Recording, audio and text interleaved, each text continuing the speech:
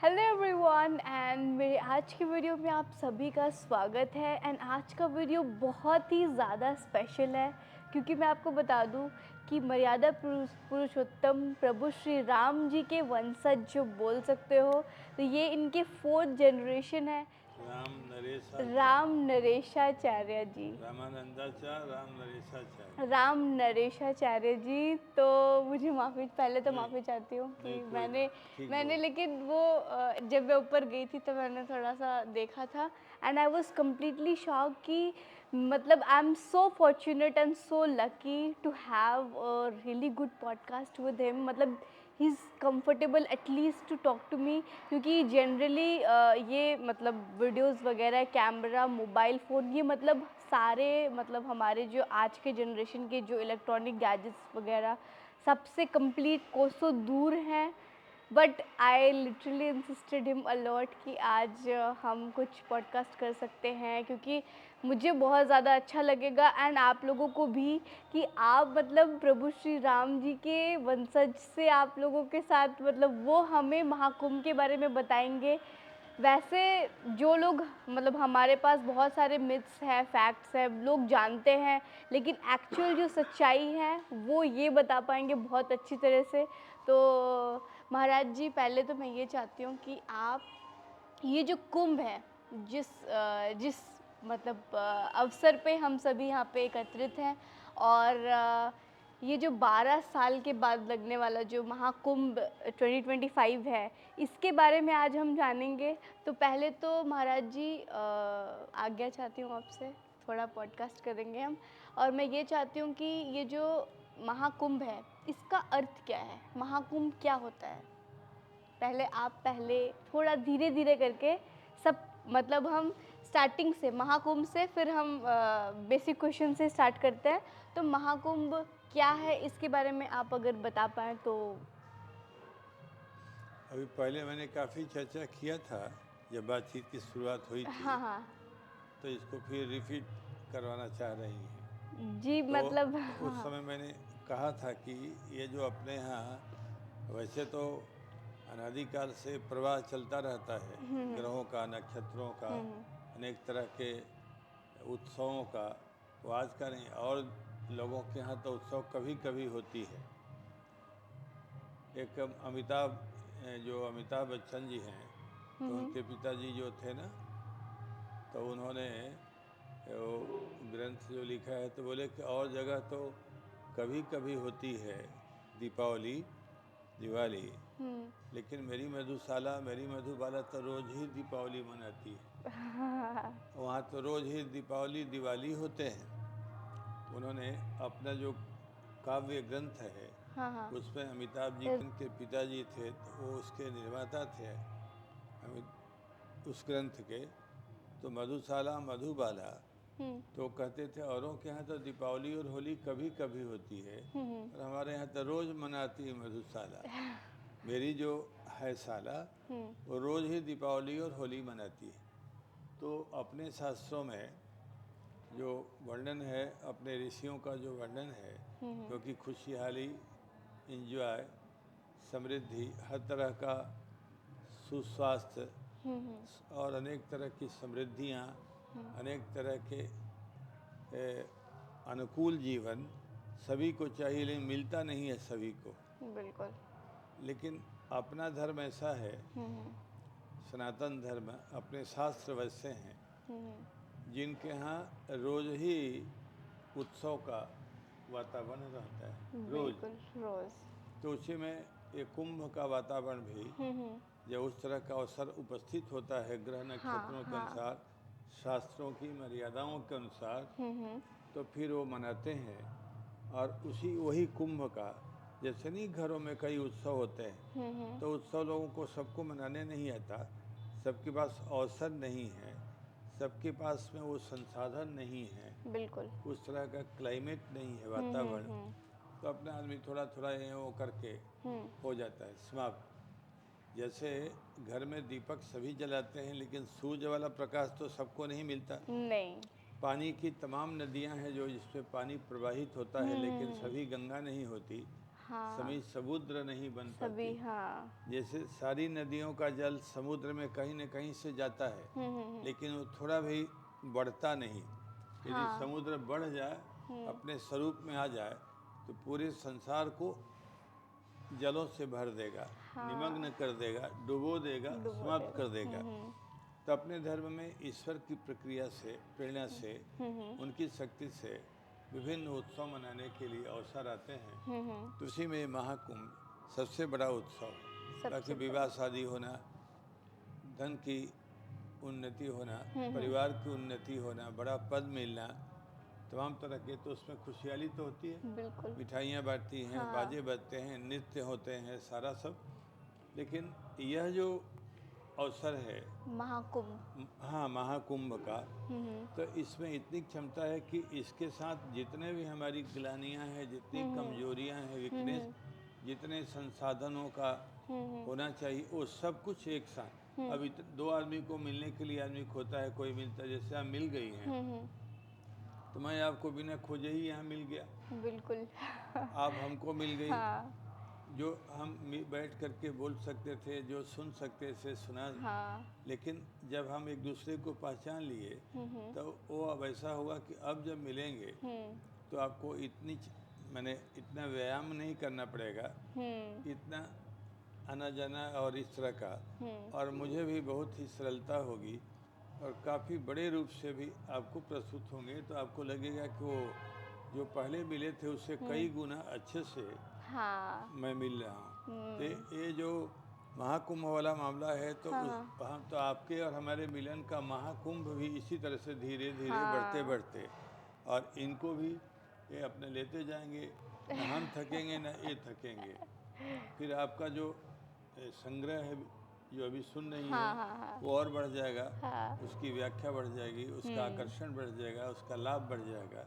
तो महाकुंभ ईश्वर की ओर से हम सभी लोगों के जीवन में जो थोड़ापन है, आनंद का, शांति का, और कैसे एक दूसरे से मिक्सअप हुआ जाता है, वो सबका महाकुंभ आ जाएगा आपके जीवन में। क्योंकि आज ही मैं बहुत मुश्किल से मिला, जब लोगों ने कहा कि ये कुछ चर्चा करना चाहते हैं लोग, तो मैंने कहा कोई नहीं, मिलवा दो, मैं अभी खाली हूँ, कर लूँगा। तो ये भगवान की कृपा से ही पूरे संसार में अवसरों का परिवर्तन, उसका विकास, और उसका एकदम समुद्र, जैसे नदियाँ पहले छोटे छोटे रूप में होती हैं, बाद में समुद्र बन जाती हैं, तो वैसे हम लोगों का भी जो संबंध है एक दूसरे के लिए, जो भाव, आई विश कि ये समुद्र की तरह हाँ, और हो बढ़े जाएगा। और ज़्यादा फिर तो अच्छा आप हो। दूसरे लोगों को एक बार देख देंगी ना, तो भी अगला आदमी सोचेगा कि ये तो इनके आंखों से ही शांति की, इनके आंखों से ही एक बढ़ोतरी की, सबकी धारा निकल रही है, बड़ा सुकून मिल रहा है। नहीं तो ये इस धीरे धीरे जो छोटी नदियाँ बड़ी नदी में, बड़ी नदी बड़ी, अंत में वो समुद्र में विलीन हो जाती है। तो ऐसे ही ये जो विचार हैं, एक दूसरे के लिए जो जानना, सुनना, कहना, सुना, तो ये कुंभ यही उत्सव का और किसी के स्वरूप के जानने का सबसे बड़ा अवसर है। तो मतलब बहुत ही ब्यूटीफुली इन्होंने इसका आंसर दिया सोचो है। आप, इस मेला में लाखों लाखों लोग, करोड़ों, हाँ, और वो केवल इसी स्नान के लिए, यहाँ जो गतिविधियाँ चल रही हैं धर्म की, उसके लाभ के लिए, कहीं लीला हो रही है, कहीं प्रवचन हो रहे हैं, कहीं भंडारे हो रहे हैं, कहीं पर लोग गा रहे हैं, बजा रहे हैं, नहीं, एक दूसरे की मदद कर रहे हैं कि आप कैसे आ गए, कोई ज़रूरत हो तो बतलाना, कोई हो कठिनाई तो मैं मदद, इत्यादि। यही तो हमारे सनातन धर्म को सिखाती है, और मतलब हमारे धर्म यही चीज़ें हैं कि जो मतलब खासियत है। इस तरह से मैं कई लोगों से पूछता हूँ कि आपके यहाँ क्या उत्सव है, बतलाना। तो मेरा मिलना कई जैसे होता है ना, ईसाइयों से भी, तमुक से भी, अमुक से भी, मैं पूछता हूँ सुनाओ तो अपने धर्म का कोई उत्सव का थोड़ा अर्थ समझ लेना। उत माने निकल जाना, सौ माने पीड़ा, बिल्कुल, जिसके मिलने से हमारी पीड़ा दूर हो जाए, उसी का नाम उत्सव। और ये बहुत बड़ा महाउत्सव है। और केवल पैसे से वो दूर नहीं होती, बिल्कुल, केवल ही, और जो दूसरी गतिविधियाँ हैं उससे दूर नहीं होती। वो जब हम ईश्वर से जुड़ करके उसके गुणों को, उसके स्वरूप को, उसका जो बड़ा फैला, उसको जब जोड़ते हैं अपने मन से, अपने हृदय से, अपने से, तो उत्सव, उत माने चला गया है, सौ माने जिससे पीड़ा, जिससे पीड़ा निकल गई है। जैसे हम लोग इतनी देर से इधर उधर कर रहे थे, वहाँ जाना वहाँ, तो हमें ध्यान ही नहीं आता कि और भी कुछ है, सब निकल जाता है, कोई तनाव रहने की बात ही नहीं है। और ये वो देख रहे हैं किसी बाउंड्री में किसी को कोई एक दो शब्द कड़ा भी नहीं बोल रहा है, जो खाया है वो दूसरों के लिए कहता है आप चलो ना खाओ, चाय आई नहीं तो चाय मिल गई तो दूसरे से हमें क्या लेना देना है कि वो पिए कि नहीं, लेकिन यही धर्म का स्वरूप है बिल्कुल कि आया है तो उसको पिलाना ही पिलाना है। हाँ। कुर्सी पर बैठ, अतिथि देवो भव हाँ की वही। जो मतलब इतना ज़्यादा अच्छा, यही हमारे धर्म को अब जैसे रिप्रेजेंट कुर्सियां करता लगी है, हैं, आई थिंक सो। इन पर बैठने के लिए रखा हुआ है, तो हम लोगों को लगता है ना कि ये बैठे, जो आता है सबको मैं बोलता हूँ बैठो ना भले आदमी, वही मेरे हम आदर सत्कार करते हैं, उत्सव का यही है ये महा इसमें ही तो उत्सव। और जब हम हाँ आपके साथ जहाँ आप लोग आए, आप ए, तो हमने 1 मिनट विलम्ब नहीं किया, बिल्कुल केवल उसी में 2 मिनट के वहाँ चलना होगा, बैठना होगा, यहाँ लगाना होगा ना, हमने लगाओ ना जी आप, जबकि मैं इन सब बातों में से बहुत दूर रहता हूँ। काफ़ी कोस तो दूर है वो, मतलब ही don't even use this phone, मतलब वो इंटरनेट की दुनिया से काफ़ी गुना दूर है, बल्कि वो अपने आध्यात्म, अपने धर्म, वेदास और इन्हीं चीज़ों में वो लीन रहते हैं। एंड ये मेरा fortunate, I am very much fortunate and privilege to take interview and a podcast with you all, so you guys are very much lucky and you know, मतलब नहीं बहुत मैंने ज़्यादा जब मैं अच्छा। तुरंत हाँ मैं तैयार हो गया, तो इसका बिल्कुल मतलब कि आप बहुत बहुत बड़े रूप में लकी हैं कि 1 मिनट एग्जैक्टली भी हमने विलम्ब नहीं किया, हाँ, तुरंत। ये और चीज़ मैं मुझे खुश हो बहुत रहा था ज़्यादा हाँ। कि आज जो मैंने इतनी समझ अर्जित किया है, जो समझा है, बुझा है, पढ़ा है, लिखा है, पढ़ा, वो आज इन लोगों को, आपको आपको आप उसके माध्यम से, ये अपने कानों के माध्यम से जो मैंने कहा उसका कुछ भाग ये लेंगी, आगे फिर बढ़ेगा, औरों को आप बिल्कुल बतलाएंगी, आपको संतुष्टि होगी, हाँ अभिमान होगा, स्वाभिमान के मैंने भी आज कुछ सीखा। तो ये यही बिल्कुल असली स्वरूप है कुंभ का। कुंभ यस में वे लोग भी बड़े सुसज्जित रूप से आना जाना और इतने लोगों का आदर करना, उनका भी आदर होता है। आप बतलाइए, वो पुलिस अधिकारी हैं, वो सुबह में ही 3-4 बजे ही नहाने चले जाते हैं, हाँ नहीं बैठते हाँ थे। उसने बताया ऐसा। और वहाँ नहा करके दर्शन वर्शन कर आके थोड़ी देर में आ जाते हैं घर पर। मैं भी उनको बहुत ज़्यादा नहीं जानता हूँ, अभी अभी परिचित हो रहा हूँ, तो उनको भी लगा रहता है, उनका बस चले तो हमें छोड़े ही नहीं, एकदम लगे ही रहे। बिल्कुल उसको इतना लगाव है उनको मुझसे, इसलिए उनको भी, तो इसलिए ये बहुत बड़ा असर है आपको। एक बहुत बड़ा सोपान, सीढ़ी, स्टेप, सीढ़ी हाँ जीवन में बहुत सीढ़ियाँ आती हैं, बिल्कुल लेकिन एक बहुत बड़ी सीढ़ी को आपने पार किया। ओके अरे क्या मतलब, तीर्थराज प्रयाग, तीर्थों का राजा, मैंने तीर्थों का राजा हाँ, हाँ और उनका ये स्वरूप, गंगा भी उनके पास है, यमुना भी उनके पास है, और सरस्वती, सरस्वती भी 3 नदियों का संगम। तीन संगम त्रिवेणी कहते हैं संगम मिलने को। जैसे 5-10 लोग जब मिलते हैं, एक स्वभाव के, एक उद्देश्य के लोग, तो उसको भी संगम ही कहा जाता है। आज तो हम लोगों का संगम हो गया, ये भी मिल गए, ये भी, आप दोनों साथी आए ही, मैं भी मिल गया, इसके बाद तो वहाँ कितने लोग हो गए, तो आज हम लोगों का।